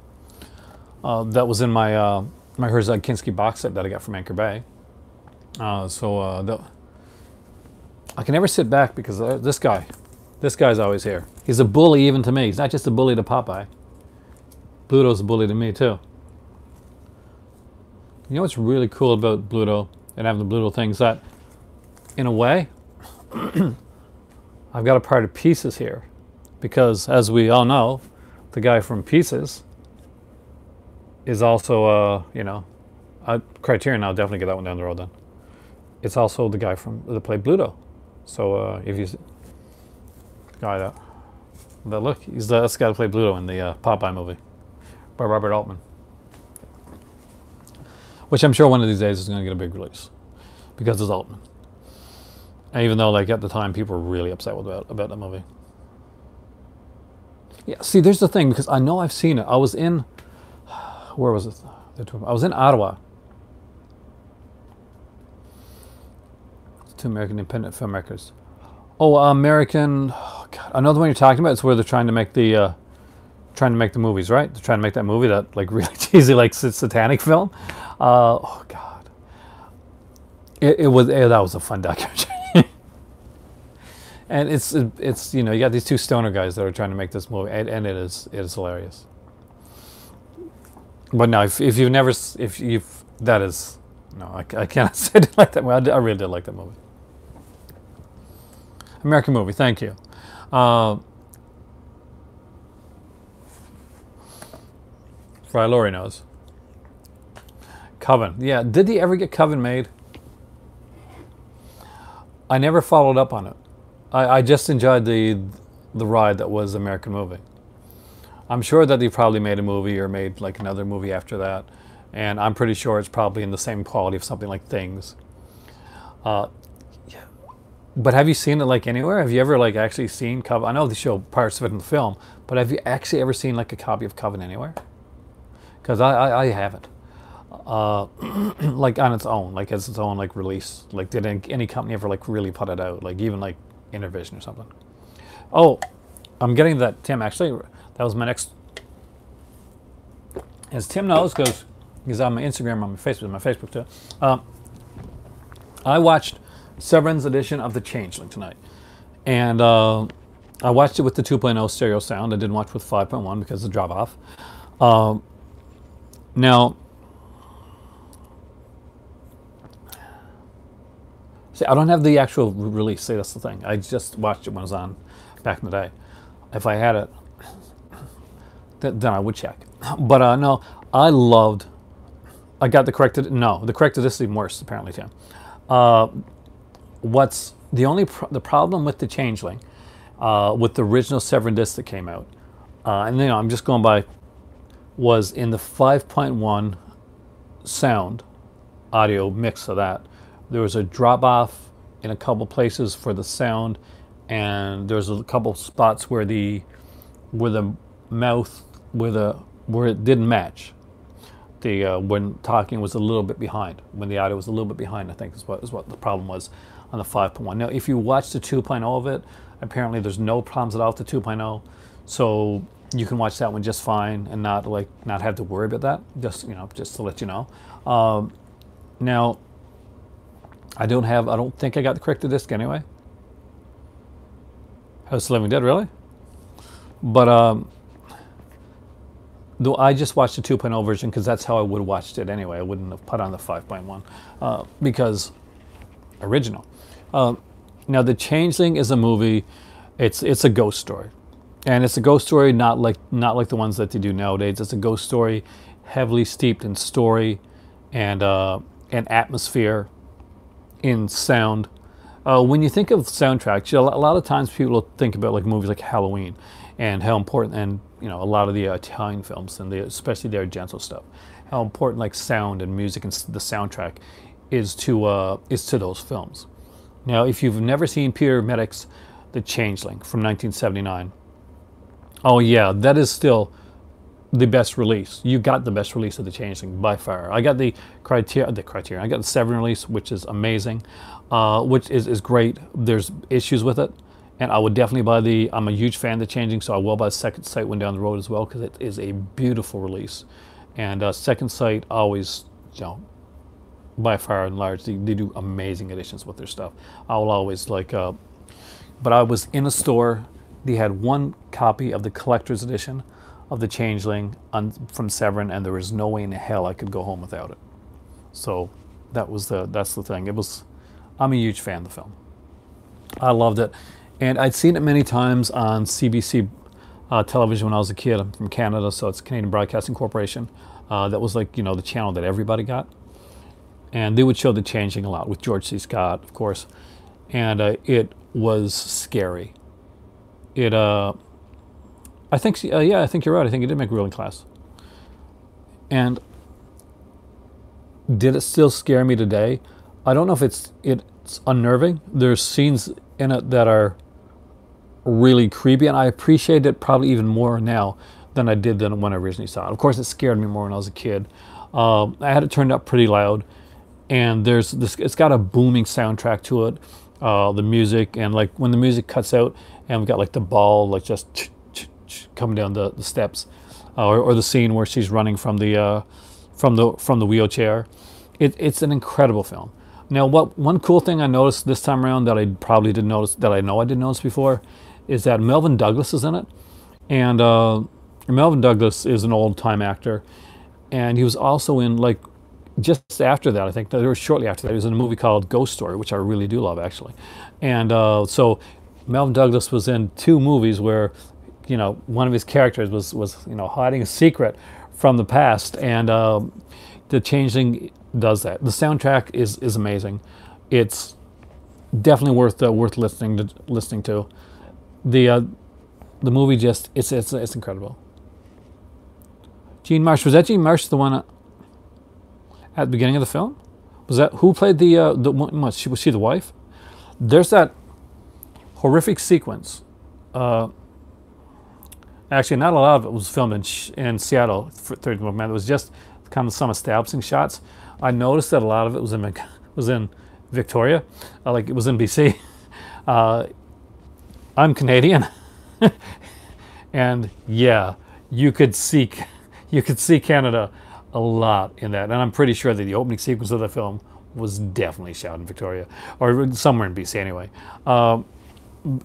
It's kind of like when Jason Takes Manhattan, when you see Manhattan, but he's actually not in it for very long. We know that he goes to Seattle, Washington. This is where he goes to, but mostly Seattle was just used for they just took some establishing shots in Seattle and did most of it in Patton's a fantastic film. Did most of it actually in Canada, and probably a lot of the reason for that, by the way, 13 Wolfmen, is back in the day, especially in the 70s, we gave a lot of tax breaks to companies to come over here and make movies, and horror films really took advantage of that a lot, and I'm really glad that they did, to be honest with you. A lot of horror movies probably wouldn't have gotten made or even thought about if we weren't doing the tax breaks. So some people that never even thought about making horror movies came over here to make horror films to get those tax breaks and to get things done. The Changeling was one of those films. It's a really fantastic film. I loved it, and oh yeah, there's definitely still a lot of tax breaks in Canada when it comes to making films. Probably not as good as they were back in the 70s. I have never looked into it, which is odd because you think that I would, because making films something that I would. Yeah, pretty much all the files were shot in Canada, I think. That's like if you watch X-Files, all the good seasons of X-Files are shot in Canada. You can legitimately watch the quality like drop off of X-Files as soon as it goes to Los Angeles. The atmosphere is gone. That creepy type of atmosphere, that kind of weird thing that you get from over in BC. Yeah, that's true. The first Saw was shot in California. I didn't see the. Oh yeah, so well then the first Saw though, you have to remember the first Saw was pretty much done, you know, in one or two sets really. So it didn't matter with the first one as much, and they still did. But movies, you know, there's a lot of really big movies. Like if you're a fan of, even if you're a fan of the Jesse Stone TV films that were made, for instance, remember those with Tom Selleck? Oh, awesome. So did you get to see? That was shot there. That was the Jesse Stone, actually in Halifax, where kind of near where I live. MacGyver. Yeah, there's a lot of like Canadian, like if you watch a lot of like sci-fi programs, you're going to Orphan Black and shows like that. A lot of those were done in Canada as well. But I'll do an episode sometime on that. But what I want to do is the one thing where it may not be live, where I may have to film, kind of like film, is because, as you guys all know, you've been here for a while. I live in yes, we can't think for Cronenberg. I live in Nova Scotia and I live in North Sydney. Very close to me is Sydney Mines, where they filmed the original My Bloody Valentine, which is, you know, what was it called? Valentine's Bluff. Was the name of it. But yeah, then I definitely want to take some footage going through Sydney Mines and pretty much showing you guys Valentine's Bluff today. Transformers film. We will not hold that against you. No, they're fun. But the last one was really pretty bad. Oh man, it was the longest one too. It was the longest one. No, the last Transformer movie that came out, The Last Night or something like that was called. So we're watching it. Like we got the 4K because it was super cheap, and it was cheaper than the Blu-ray actually. And we turned it on to watch it. It was great, you know, great 4K. And I think I woke up kind of near the end. I passed out. I couldn't do it. I mean, you're not missing a lot. Watch the Transformers animated film, Kubrick. That's way better. That's the one. Oh, Last Night is the one is the one that they filmed near you.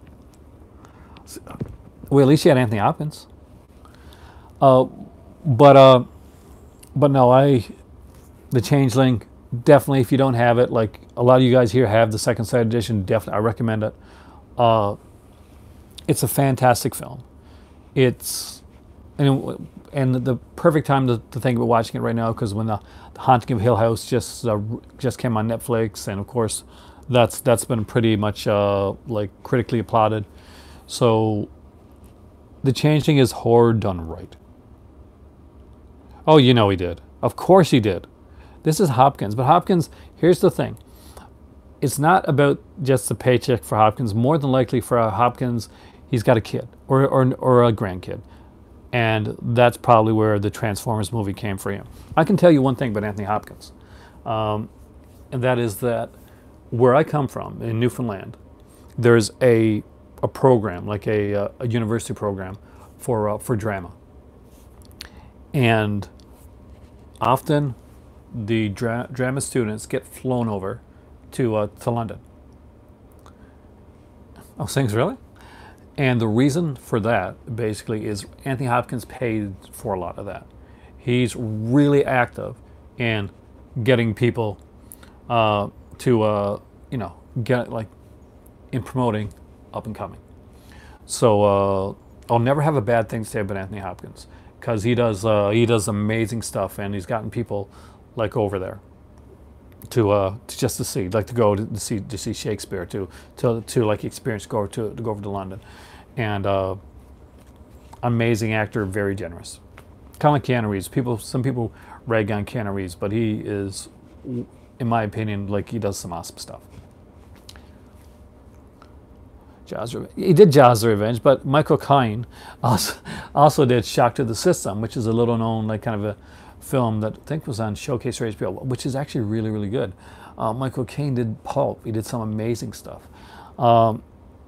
Later on, face it, most everybody here did stuff or have done jobs that we don't exactly like, that we may not be the most proud of. The only difference between me working at like a corner store or Zeller's and Michael Caine working in Jaws: The Revenge is that nobody cares or sees me working there. They're actors. They're kind of like, if you're an actor, you would to an extent. Here's the thing. People that act, they want to act. Like money, obviously money. Yeah, and because they need the money, there could be divorce going on. There could be like financial issues, or like in the case of Betsy Palmer, she may just need a new car, and that's kind of the thing.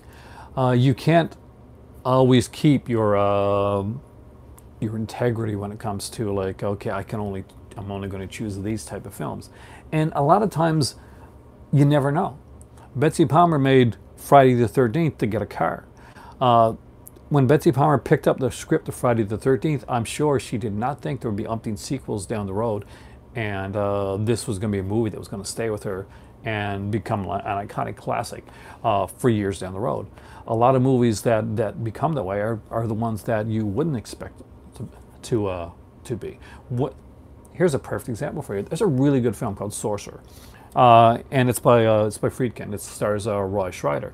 Now, Roy Scheider went into that movie at the time expecting that to be the movie that was going to like send his career skyrocketing through the stratospheres. And because of that, to be honest, at the time, he actually was a bit of a dick when he was working on some other films right after that, because he thought these films didn't matter because really, I love the Wage Affair, I really do, because Sorcerer was going to be the film that was going to make him big. Now, Sorcerer didn't do well at all. He came in at the wrong time. You never know when it comes to stuff like this. So if you're acting or directing, here's the thing. You don't turn down the movie that just might be the next big thing, because you don't know. Nobody going into Star Wars were like, Alec Guinness was not thinking, this is going to be what people are going to remember me for. No. But that's my thoughts on that. And maybe it's because it's a little close to me. And because I was going to act. And I was a little bit of I turned down stuff, like early on, for different reasons. Stupidly turned down things. Turned down soap opera roles, turned down some movie roles early on when I was younger, because I was young and I wanted to I was experiencing college and all that stuff, and I didn't want to fly out to there. Cassavetes is one of the... Yeah, that's the thing. Cassavetes stuff. We're saying Cassavetes in a good way, I hope. Like, I don't think of Cassavetes as the most drawing, enigmatic actor, but I think Cassavetes as a filmmaker is fascinating. Yeah, some actors just like to act, and some directors just like to direct. Look at Jess Franco. Look how many movies he made. Or he just did not want to be making films. It was the art.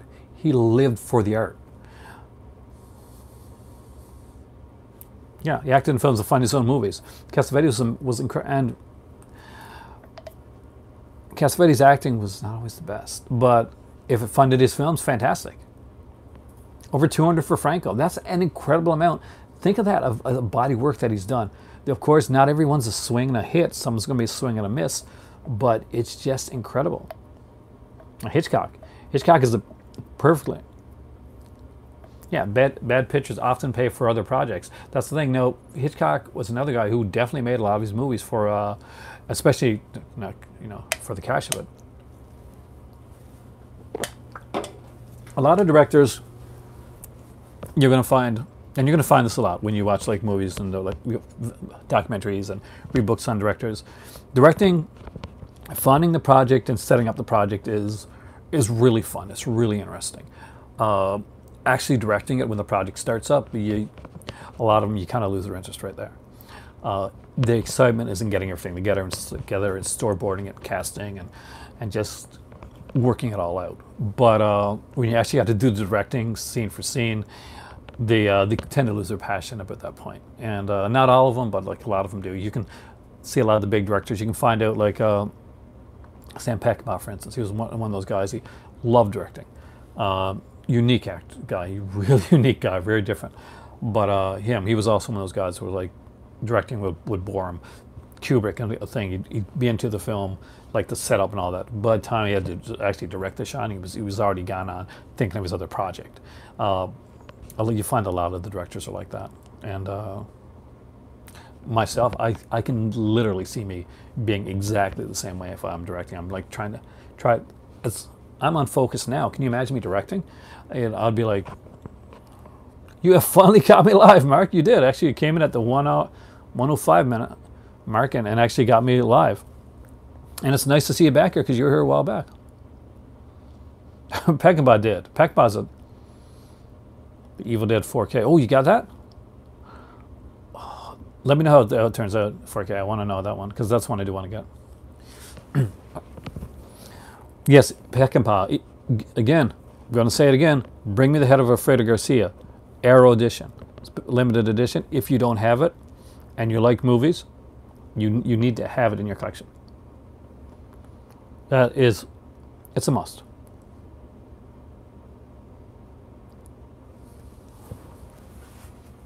I gotta check something. I'll be right back. You guys talk amongst yourselves. I lost my shoe.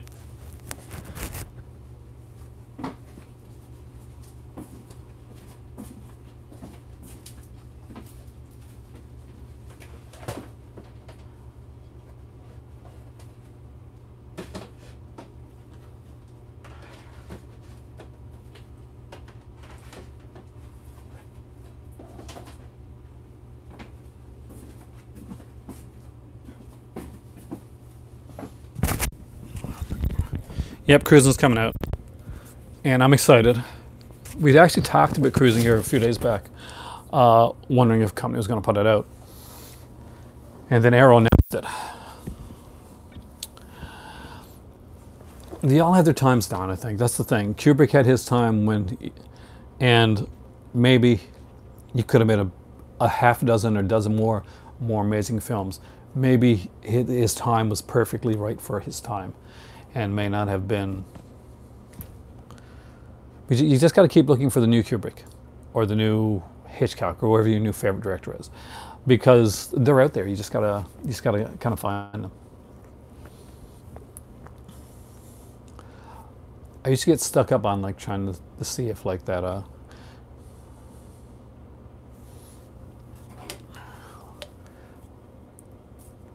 Well, Kubrick had to do everything. Kubrick is one of the rare directors, Kubrick lover, as you know. Your name is literally Kubrick lover, that needed to have complete control. And he's one of the only people that got it. Yeah, that's what I heard as well, Mark. Evil Dead 2 looks to be getting a 4K release as well. Some people actually prefer Evil Dead 2 over Evil Dead. I'm not one of those people. I actually like the first one because it's scary. And it's still to this day, there's certain aspects of the first Evil Dead movie that does scare me. I can't say that about Evil Dead 2. It's a comedy, obviously, so it's not meant to be really scary. I think it's a fun film, and it's definitely well shot. There's some great special effects in it, but Evil Dead is actually my favorite of all the Evil Dead films. Because the TV series, the remake, and the, Army of Darkness. And the comics. So Evil Dead's got its 4K release. I look for it around here. Is it in North America, or is this like one that was done in the UK? Because it didn't show up at my local Walmart. I checked, and they didn't have it there. But because he had Halloween there, like Halloween showed up there, no problem. And the Halloween release was incredible. That's what I do, honestly. One, I love chess. Available at Best Buy. I'll check my Best Buy. I don't know if it'll be available at my Best Buy. My Best Buy didn't even get Halloween. I had to get it at Walmart. I kid you not. Because they have like one row of films. They got like this little stand on the outside, right? This is a small Best Buy. And then they got this like one row of films. And it's like, this is kind of sad. Oh, that's nice. Your dad's awesome then, man. You know that one of the first films I saw with my dad, because like in a theater experience, was Superman 3. No, Superman 4, Quest for Peace. 4K is 1:3 aspect ratio, which it should be, right? There's always been sort of like a controversy over the aspect ratio to when it comes to Evil Dead. Like there's the 133, and then there's the 166, I think, and then there's like a 185 kind of hun. Your dad hated horror, and you took it. That is, then your dad is super cool for that. I think the first horror movie I saw in the theater with my dad was probably Child's Play. But like I watched a lot of horror movies with my dad growing up. He's the one that introduced me to Nightmare on Elm Street and movies like that. Like he was... No, 3 is the original version. Yeah, that's what I thought. Because I know they put out like a 166, kind of like an open mat. It was so much different stuff. Oh, cool.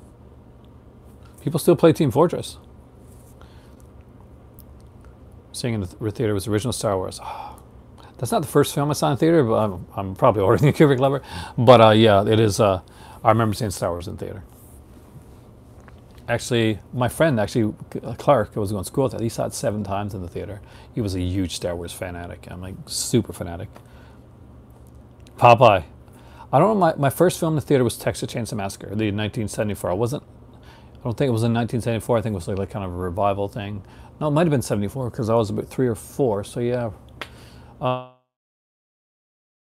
Chainsaw Massacre with the original one was the first one I saw in theater.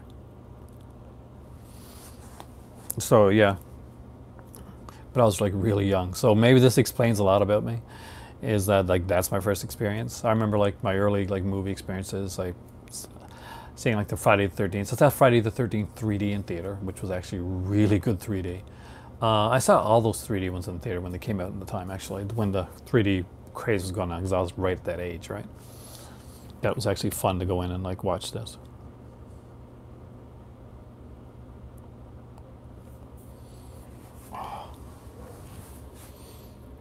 You got it?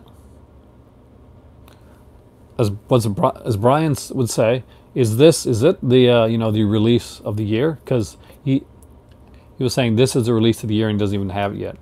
It's definitely one that I'm going to be grabbing. That's for sure. I'll be getting the William Castle ones as well down the road. I just my next ones are coming are my Vinegar Synonyms. Those are the last movies I think that I'm going to be able to touch, because everything else that I get now that comes in any way at this point guys, this all going towards Christmas. So hopefully sometime during Christmas I'll do a live Christmas haul, and we'll have a lot. Hopefully have a lot to show. Fingers crossed. Yeah, so it'll be interesting to see. I'm very curious to see what those other 2 movies are that my better half got me. But yeah, like Night of the Demons is going to be one of the big ones of this year. It's going to be one that everybody's going to be into. I'm going to have to see if my better half will let me just like put that one on my Christmas list and get it. Because it's a really good release. Indicator does a really good release with this stuff. I'm still upset with them a bit about the, I am, and I know it's silly, about the Ghost Viewer thing. Not so much that they just didn't do it, but that they never responded. That there was never a response like put out on it. Like people asked them questions over and over again on the William Castle set, and they never got back to anybody. That always bugged me. Customer service, response, that's important. And it's a company that's like making huge waves right now and putting out some great stuff. And just answer your public. It's important.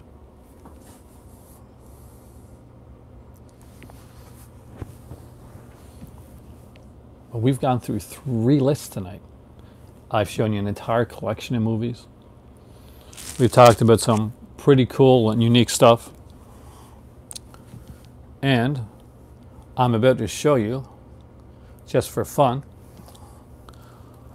one of my better half's favorite shows. Just 'cause it's here, and I'm going to do that. So if you know what this is, if you're familiar with this here program, this anime, you kind of rock in my better half size.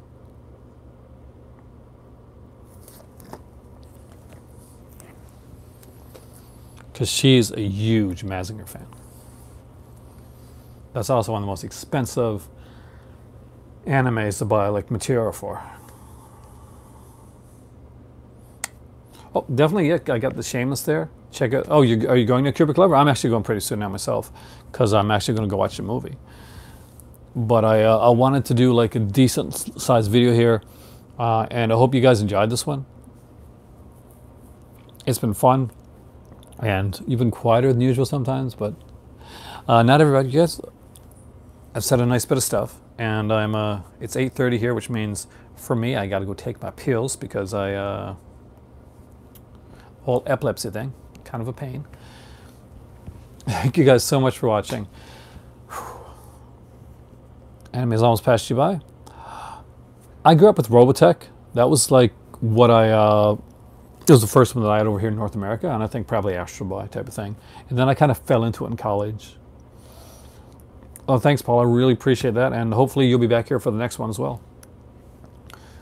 But tonight I am going to actually spend some time watching a couple movies, and Don, Cubic Lover, well, not at all. I mean, epilepsy is, honestly, if that's the worst thing that I got, but considering like what's out there, not so bad at all. I'm good with that. Thanks for watching, guys. Have a great evening. I am Aaron. Thank you for joining me here in the movie library tonight. You guys are the movie club, and you guys are fantastic.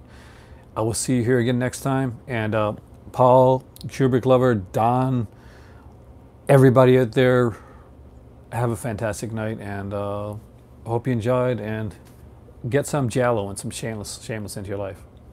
Mersville, oh, Marine Boy. That brings back memories, actually does. Have a great evening.